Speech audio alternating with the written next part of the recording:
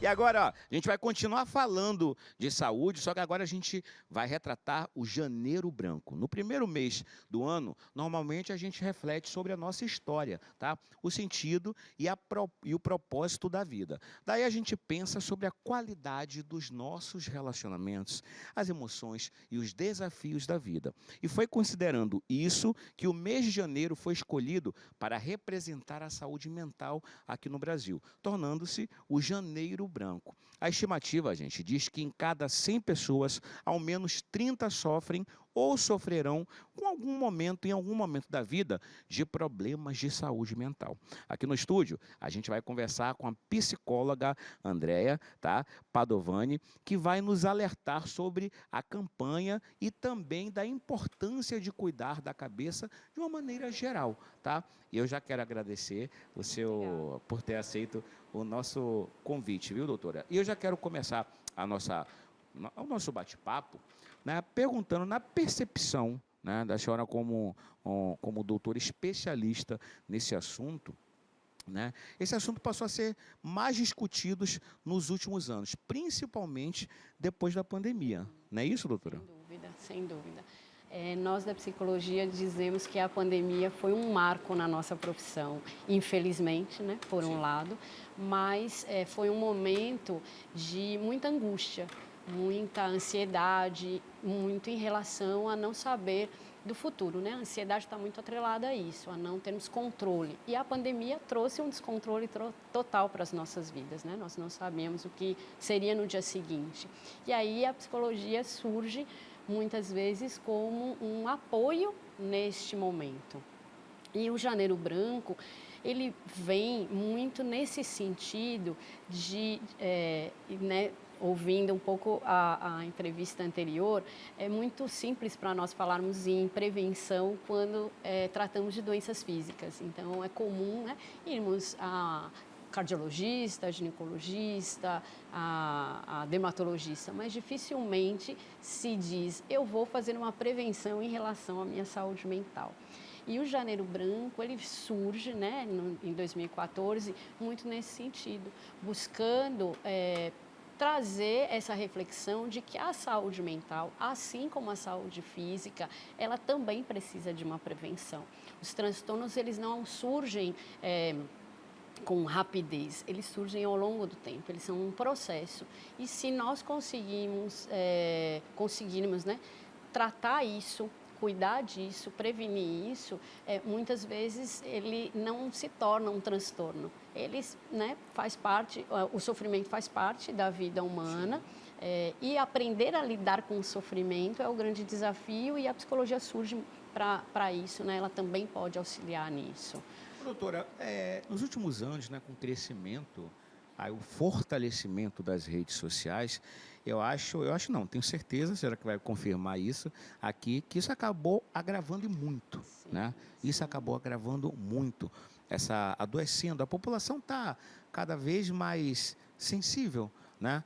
As pessoas hoje estão perdendo a vida por conta da angústia, por conta da depressão, e eu acho que por todas as questões, hoje a pessoa fica extremamente abalada por se olhar no espelho e não estar satisfeito com o corpo, com a aparência, por medo de não ter um emprego, né? O medo de perder o emprego, pelo lado emocional, pelos relacionamentos.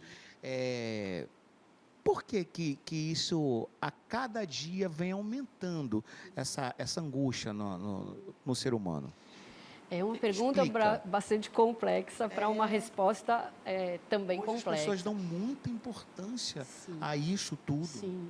O que acontece? As redes, elas sempre ocorreram. Então, nós tínhamos as nossas redes, mas eram limitadas, né? O nosso bairro, a escola, os nossos familiares. Hoje, a rede é Muito mais o globo acessível. terrestre, porque o que eu estou falando aqui agora, daqui a minutos, vai estar do outro lado do mundo, Agora, em tempo real. em tempo Em real. tempo real. E isso acaba trazendo uma pressão muito maior em relação à perfeição.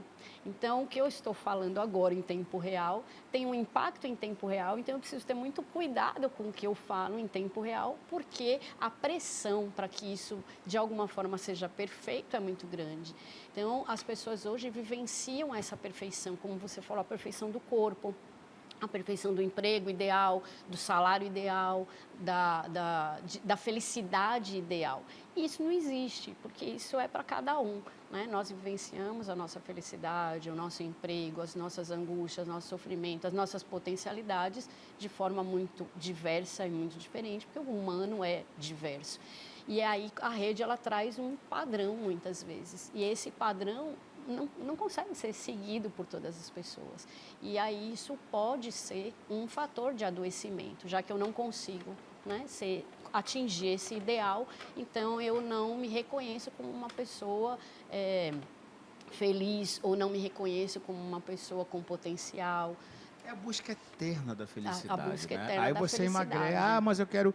Aí você consegue chegar no padrão que você quer, mas aí já vem um outro fator que não está legal, e já daqui a pouco você consegue aqui, mas já tem outra coisa ali. Sim. Mas sempre foi assim, Sim, como você está dizendo, sempre né? foi assim. E as pessoas não estão sabendo lidar. A senhora começou, né, falando aqui sobre a prevenção, né, que tem que ter uma prevenção, obviamente, tem que ter um acompanhamento, mas de uma forma mais prática para quem está acompanhando. Teria algum conselho para a gente saber lidar com essa carga toda, essa cobrança toda, né, que existe aí no mundo perante nós mesmos? Eu não diria um conselho, né, mas são algumas estratégias. A primeira delas é tentar se comparar menos ao outro, porque, né, como eu falei anteriormente, nós somos pessoas únicas. Então, eu tenho algo, né, que eu falo muito nas minhas turmas, né, sou professora também, eu digo, o ideal seria que nós nos comparássemos a nós. Como é que eu era e como é que eu estou, de alguma forma, me transformando, né? Como é que eu estou me construindo ao longo do tempo. E não em relação a outras pessoas, porque eu não vou conseguir ser como uma outra pessoa. Eu vou conseguir ser melhor do que eu fui, me transformar em relação ao que eu era no passado.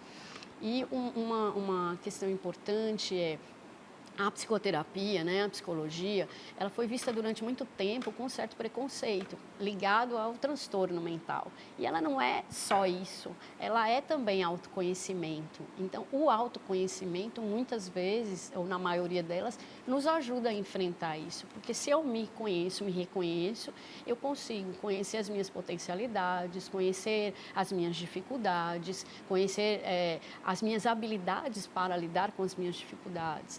Então, esse autoconhecimento que pode vir também através de uma psicoterapia, que normalmente ela é buscada quando a situação está mais grave, quando esse sofrimento psíquico é maior, e a gente pode buscar isso antes, buscar esse autoconhecimento antes de chegar a esse sofrimento maior. Isso eu acho que é algo importante. Eu vou aproveitar a sua presença aqui, doutora, para falar sobre uma cobrança que não tem para onde correr, né? Com o avanço da tecnologia, Sim.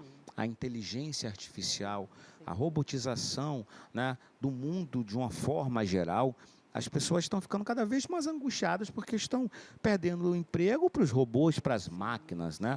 Hoje hoje até bar e restaurante tem robôs que servem, né? Então, isso é um assunto que acaba deixando muita gente angustiada e tirando a paz, né? O que teria que ser algo a ser comemorado, né, a ser exaltado, acaba tirando a paz de muita gente. Como lidar com isso aí? Eu sei que são perguntas bem complexas, viu, doutora? São perguntas bem difíceis, mas difíceis. a gente tem, são dúvidas Inclusive, que a gente... a própria psicologia tem passado por isso, né, com os robôs fazendo os atendimentos através, né, da inteligência artificial. Então, nós também, né, da profissão, temos pensado muito sobre isso, né, essa questão dessa máquina tomando o lugar do humano. Eu acredito que seja um momento de organização.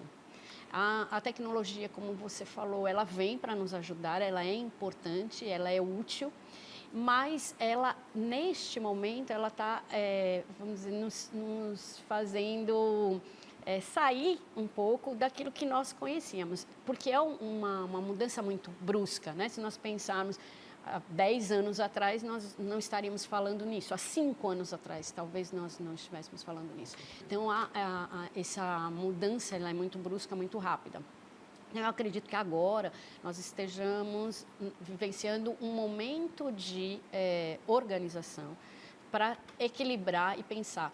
Existem, sim, profissões que nós sabemos que elas deixarão de existir, isso é fato, porém, existem outras profissões que surgirão com a tecnologia. E aí é que essa acomodação que nos traz angústia hoje, talvez demore ainda um tempo para se organizar, né? Exato, mas que com o tempo eu posso olhar, ok, a inteligência artificial ela vai tomar um espaço dessa profissão. Mas e o outro, como é o caso da psicologia? Né? Nós, há um tempo atrás, não imaginávamos, eu na minha formação jamais imaginei um atendimento online.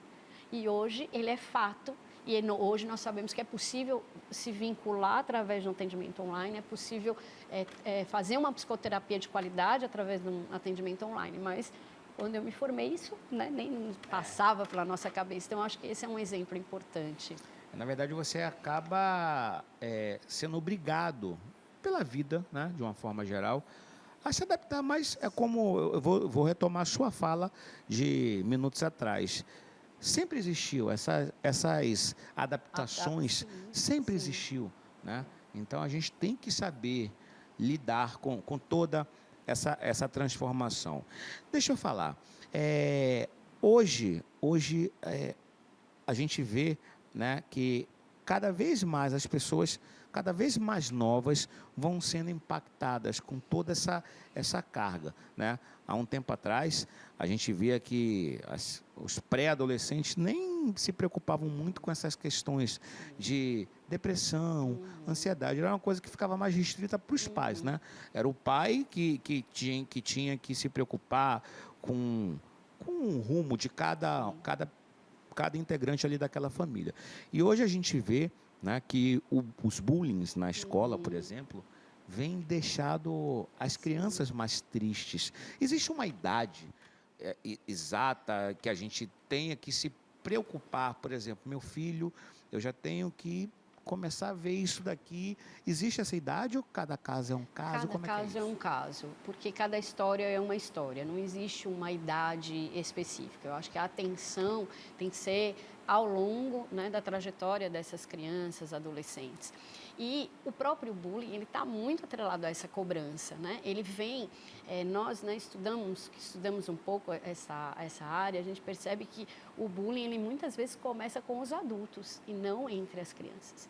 Os adultos cobram, os adultos expõem, e eu incluo adultos, nós professores e nós, porque me coloco nesse lugar de professora também, que tem que ter esse cuidado ao comparar os meus estudantes, né, a fazer essa comparação. Às vezes os pais, né, inocentemente, sem dúvida, né, por desconhecimento, às vezes fazem também essas comparações, e isso já é uma pressão. E quando você traz isso cada vez mais com crianças, né, cada vez mais jovens, justamente por isso, porque hoje as crianças cada vez mais jovens sofrem essa pressão de produtividade, muitas vezes na escola, a questão de produtividade, de ser melhor, de pensar no futuro. Muitas crianças sequer conseguem ser crianças em função dessa cobrança. Então, elas fazem parte dessa sociedade e acabam, né, absorvendo isso, até porque elas não têm ferramentas para lidar com isso, como nós adultos às vezes não as temos, né? Então, às vezes a criança com certeza vai ter muito mais dificuldade de lidar com isso. Pronto. Daqui a pouco a gente vai voltar com esse assunto, tá? Porque a gente tem que dar muita atenção, viu, gente? Você que está aí assistindo, acompanhando o programa, essa questão da saúde emocional é tão delicado e tão necessária, né? Que muita gente não dá a devida importância e as consequências podem se arrastar desencadear ao longo de toda uma vida. Então, eu acho que quanto mais cedo você procurar se encontrar, eu acho que melhor você vai encontrar também não falo a solução, mas uma amenização, a conscientização de como a gente desempenha o nosso dia a dia. E de volta aqui, eu já quero agradecer a participação da doutora Andréa Padovani. Muito obrigado, viu, doutora? Quero que você deixe seu contato. Meu Instagram é @ubuntu_convida. Ubuntu significa que nós somos porque as pessoas existem ao nosso redor. Coisa E isso boa. para mim é muito importante. Muito obrigado, viu, doutora? Eu agradeço e me coloco à disposição. Muito Pô, coisa obrigada. boa.